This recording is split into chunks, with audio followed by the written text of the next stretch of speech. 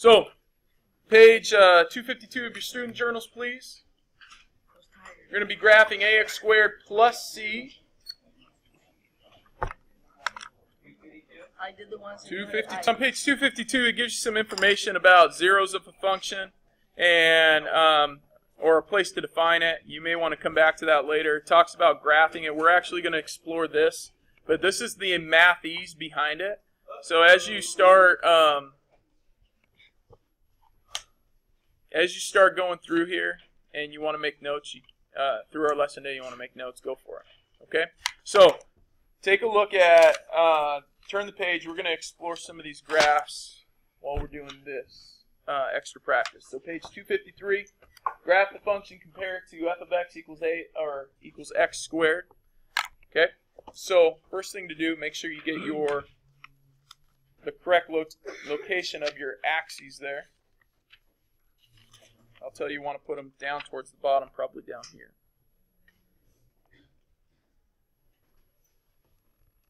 Probably be best on that one. Okay, give it a shot, graph it there. Yeah. Hey, first thing, if I was to graph just f of x equals x squared, just that one right there. Remember, the first way to graph these is to figure out what your axis of symmetry is in your vertex.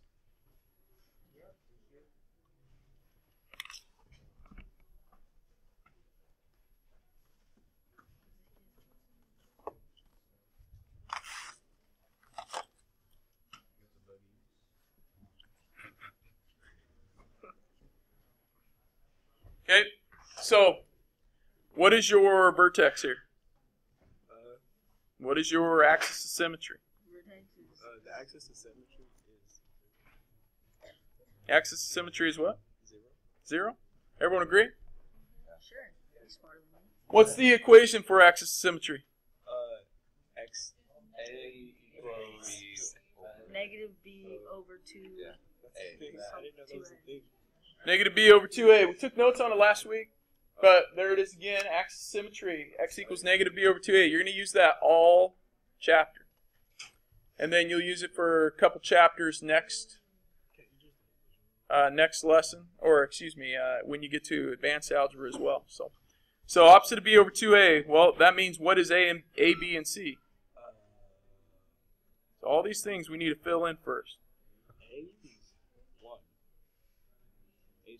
A is 1. Remember, we're looking in y equals ax squared plus bx plus c. So if you have forgotten that, you want to write that on top of your paper every time. A is 1. A is 1 here. Okay? So I'm going to graph this one first, the thing they want us to compare it to. So in this case, down here, A would be 1. What would B be? 0. Okay, in this one, there's no B term. That's 0. What's C down here? Oh, C right here is 5. What's it in this one? 0. Okay? So if I'm calculating for the parent function, x squared, the one they're telling us to compare it to, okay, if I'm calculating a, b, and c here, or putting down a, b, and c and calculating the axis of symmetry for this one, that would be negative b over 2a. Or in this case, negative 0 over 2 times 1. What happens if 0 is on the top? What do we get? You get 0. Okay? X equals 0. Alright? Vertex is 0 and... I guess I've got should put it down here with this. 0. Yeah, you should take some notes. Okay, if that's 0, we plug 0 in, we get? Come on, man. Put 0 in for x. What do we get out? 0. 0. Okay, we got a vertex of? 0, 0. All right. What's my A term again? 1. Anyone remember what I said we do if we have an A of 1?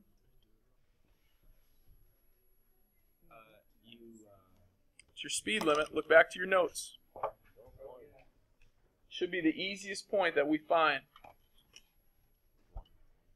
As you go over 1, you go? Up 1. Up 1. Over 1, up 1. Not every time. just for the first point. Okay, the other way to think about it, if I was building a table for this, an XY table, and I had 0, 0, well, when I put in 1,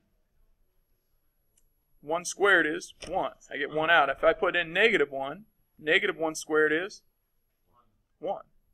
Okay, that's how I got -1, 1. That's a coordinate. And 1, 1, that's a coordinate. Okay?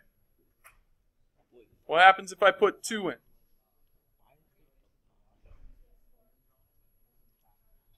Plug 2 into x squared, you get 4 out. What happens if I put -2 in?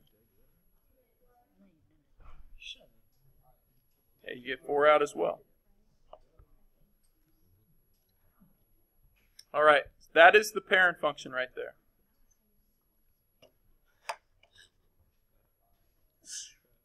Bless you. All right. So we first graph f of x equals x squared. What are we doing to that x squared up here?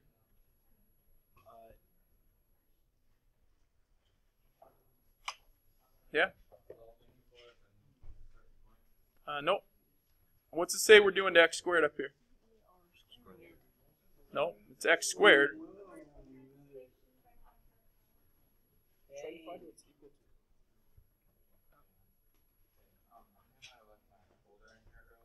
You can look around. Go ahead and look around.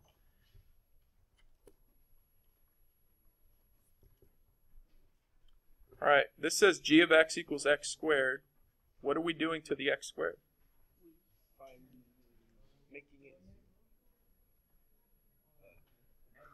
Holy moly. Seriously, what are we doing to x squared here? No. Yeah. Yeah, we're adding 5 to it, man. Well, you're like guessing. You're like adding 5 to it. I think adding 5. Okay, like be confident. I'm adding 5. Okay, that means to every point on the graph of x squared, what am I doing? I'm adding 5 to it. So that means I'm adding 5 to my y value. So I'm going up 5. Move each of these points up 5, and you have your new graph.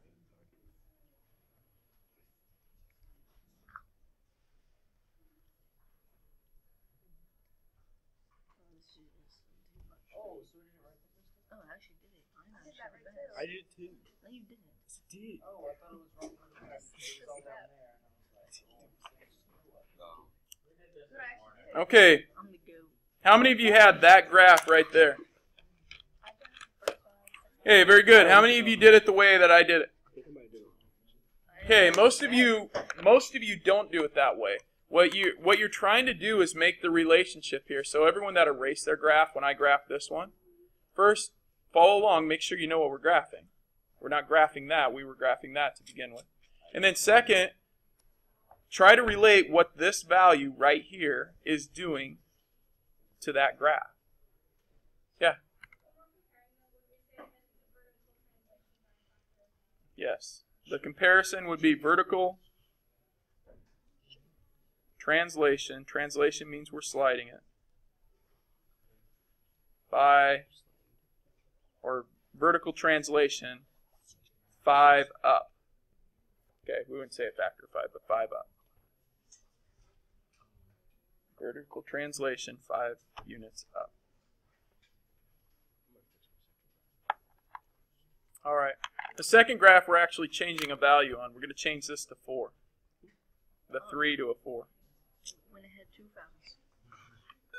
You were supposed to do Okay, any questions on number 1? Why do we change it to 4?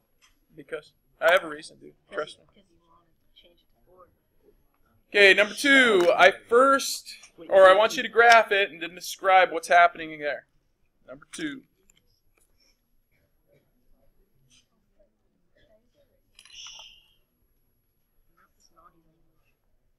I'll probably put my XY axis right there. That's where I put mine.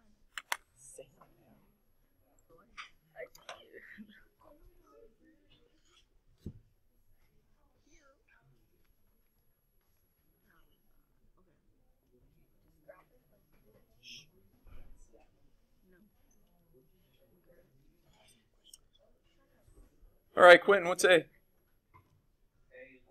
A is 1. It's the thing in front of x squared. Okay. Zach, what's B? 0. Good. And C, Jilly? C is -4. Very good. Okay. And axis of symmetry opposite of B over 2A. Kai, what do we get? I got 0. Yeah, 0 over 2, which is 0. Okay. That's equal to x, so that's a key piece. That means my axis of symmetry goes through 0 on the x-axis. This line right here. All right. Our vertex. Sarah? 0, and when we put 0 in, 0 squared is 0, minus 4 is -4. Very good. That means my starting point is down here at 0, -4, right there. And then we just pick values for x. I'm going to go to this side and say, well, what happens when x is 1? If I put 1 in, what's 1 squared? 1. 1 minus 4 is -3. If I put -1 in, -1 squared is? -1 times -1 is? 1 minus 4 is?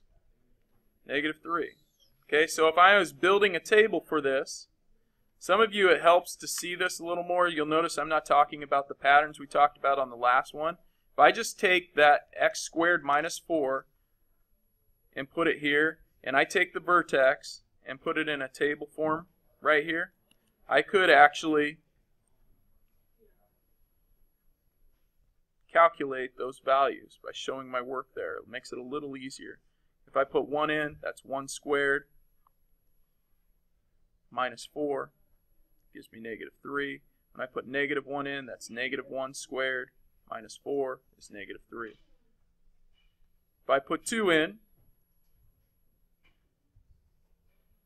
that's just now going to be 2 squared minus 4. What's 2 squared? 4 minus 4 is? 0. And I put -2 in, I get -2 squared minus 4, which is? It's 0. The axis of symmetry, which is at x equals 0, that's that in the table.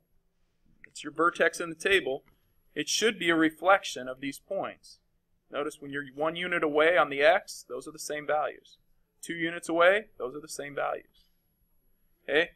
And up here in your graph, that would be that point right there and that point right there. For those of you that are graphing these using patterns, I tried to kind of go through that with you last week. A quicker way to graph these is to look at your original equation. If you don't want to build the table and you want a shortcut, here's your shortcut. Find your vertex.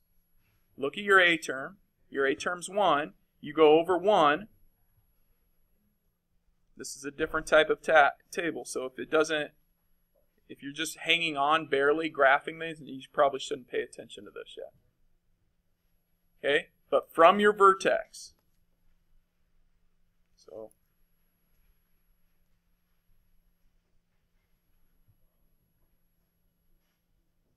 from your vertex, you go over 1 and up 1.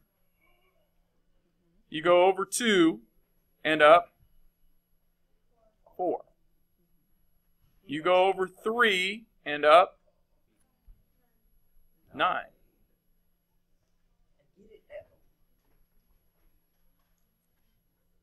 You go over 4, it's not going to fit on here, and up how much? 16. Why? Because it's x squared, man. You're just squaring whatever you're going up by, or over. So if I go over 1, I'm squaring it, I go up 1. If I go over 2, I'm squaring it, I go up 4. If I go over 3, I'm squaring that, I go up 9. If I go over 4, I'm squaring that, I go up 16. The only time that is not true is when A is something different other than 1. So what happens if A is like 2? You'd have to multiply all these by 2. What happens if A is 3? You'd have to multiply what you're going up by 3.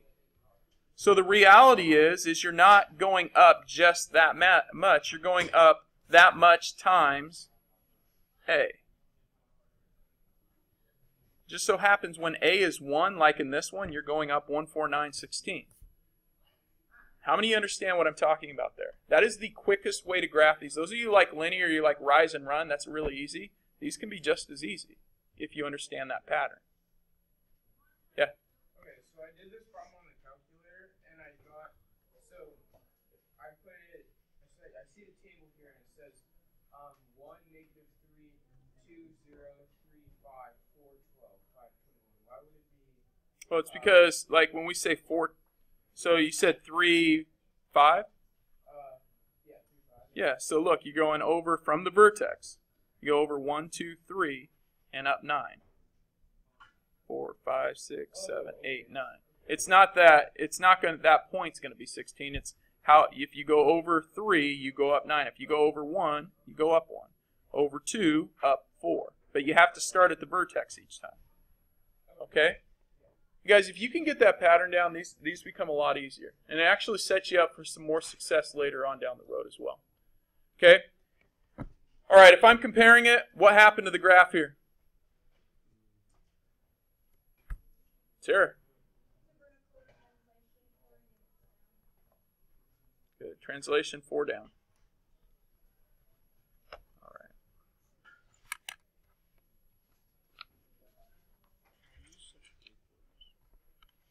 Okay. I want you to graph number.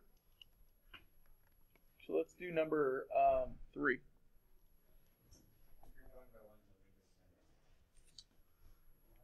Number 3. Why don't you make your vertex, or not your vertex? Excuse me, your axes right there. Go up by ones.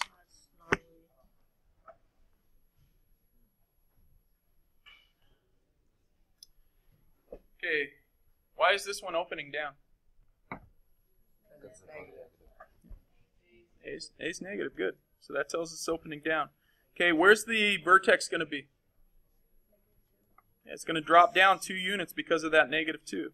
So you could go through and do all of this stuff again. Or you can recognize the patterns and go, well, I know it's opening down. I know the vertex is shifting from here down to there because of that -2. That means my vertex is at 0, -2. And my axis of symmetry is at x equals 0.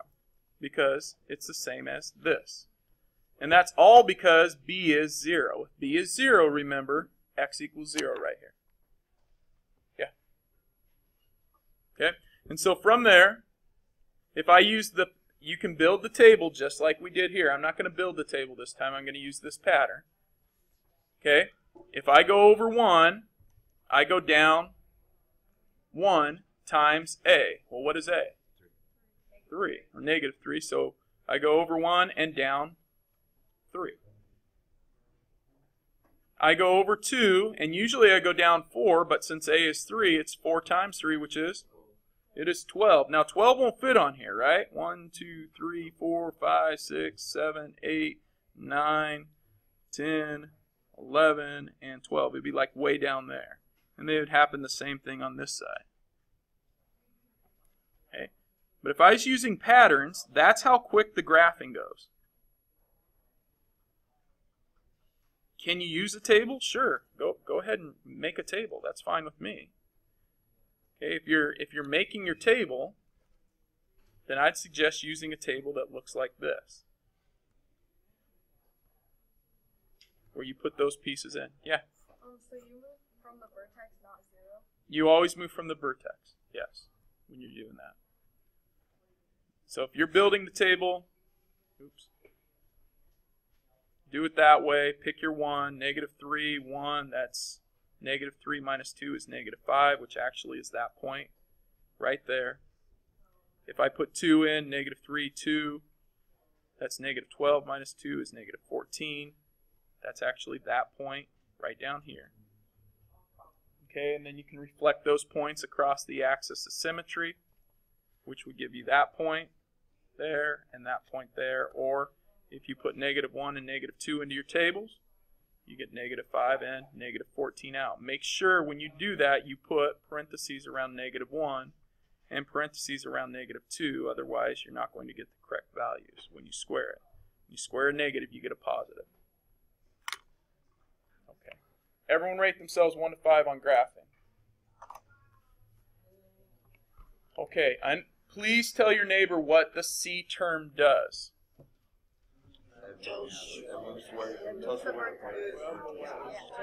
Yep.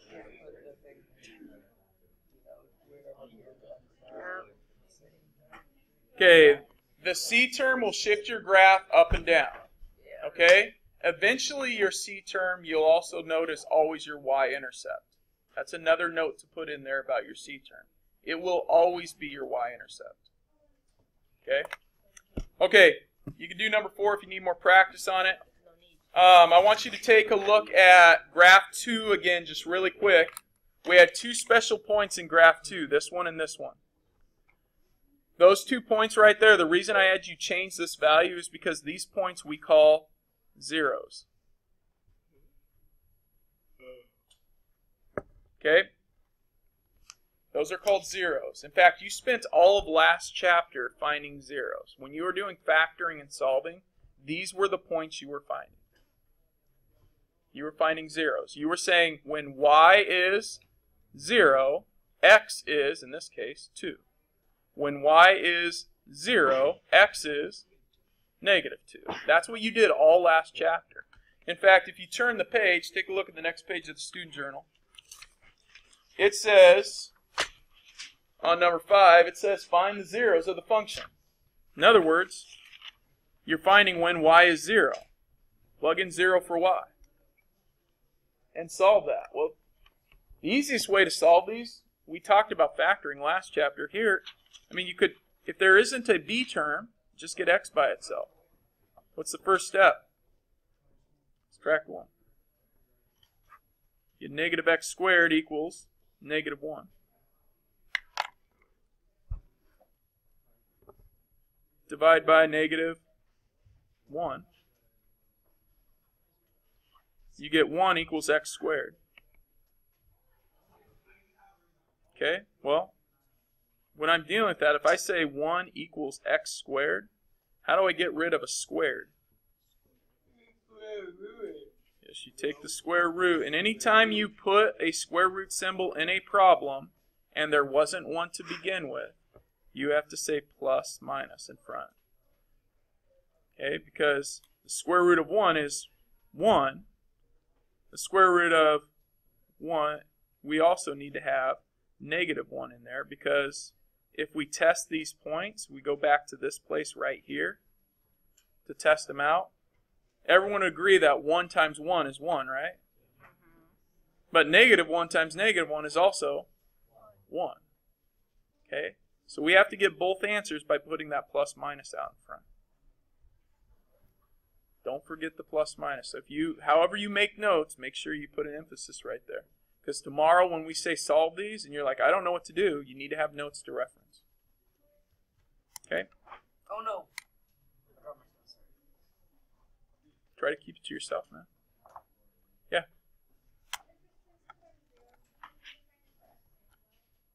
No, your zeros are just your x's. You're just plugging in 0 for y and solving. So I want you to do that for number 6. Find the zeros there.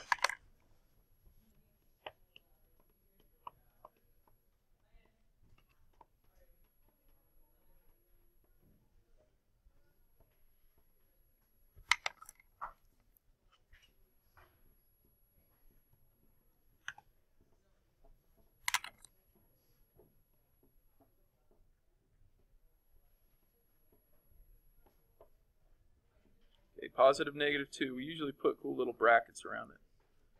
What does that mean? Well, it means it actually crosses the x-axis just like this at positive and -2 on these, like we did here. Not the exact same graph, but it would cross the x-axis there. Hey, does anything change on number 7? Just put 0 in right here. Same steps. All right. Hey, last thing I want you to do is take a look at number 11.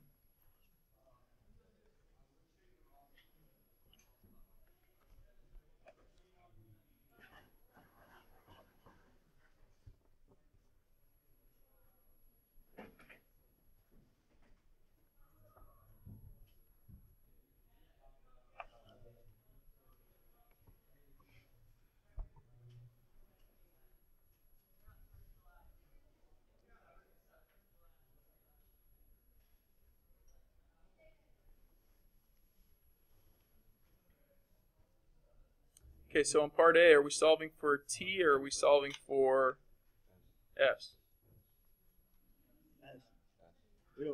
T. What does t represent? Time in seconds. Good. Okay, after how many seconds? So we're solving for t. What do they give us? They give us how many feet the ball was dropped from. 400 feet, where does that replace? S. It replaces s. Okay, so we can write that negative 16t squared plus, that becomes 400. Anytime you substitute in, always put parentheses. It'll help you if you're looking back at your work.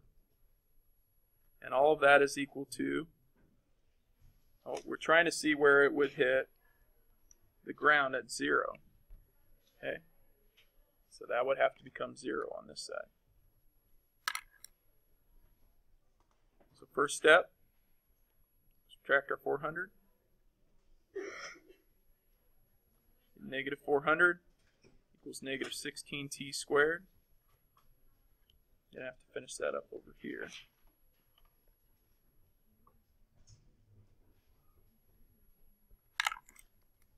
Divide both sides by negative 16.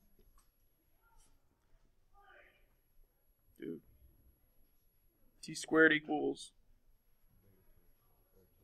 25. So t is equal to positive and negative 5. Okay, remember, when you take the square root there, that's got to be plus minus square root of 25 equals t. That's how we get that positive and negative. Yeah, Bailey. Yep, getting ahead of the game a bit, but yeah. Everyone hear what Bailey asked? Yeah. He said, hey, why it can't be negative 5 because t represents seconds. So negative 5 in terms of seconds is nonsense. It doesn't make sense. Yeah, so this would be 5 seconds. You'd have to throw out the negative 5. Good job, Bailey. All right. Hey, your assignment today, and I know there will probably be one problem I have to help you on at least to answer another question, but your assignment is online. Okay? Once you're on the assignment, take a look at number 8. Okay, it looks similar to this. It just has some graphs. All right? It says let f of x equals negative 0.5x squared plus 2 and g of x equal f of x minus 7. Okay. Everyone look up here for a minute. Guys, this is a real confusing format, but a very easy problem if you understand the format. Describe the transformation from f to the graph of g. Okay, so if I am describing this transformation, just make sure that we understand from here to here what's actually happening. Why don't you tell your neighbor what's happening there? I had this freaking honker on my nose. See this honker right here? That's a honker. That's why I look like this. Yeah, I know. Pop that shit this morning. Anyone know? Hey, this f of x right here, these two things are the same. This says f of x equals that, and that's f of x right there. So we can replace that f of x with that amount. What are we doing to that amount? You're subtracting 7. What's subtracting 7 do? Yeah, it makes it shift down 7. That's all that's saying. It's saying, hey, the graph of g is this graph shifted down 7. That's just your c term. Make sense? Same notation. It's function notation. So it's saying, rather than having to rewrite all this stuff, they just use f of x. It's like a quick way of writing it. Saying, take this graph, move it down 7 units. Okay?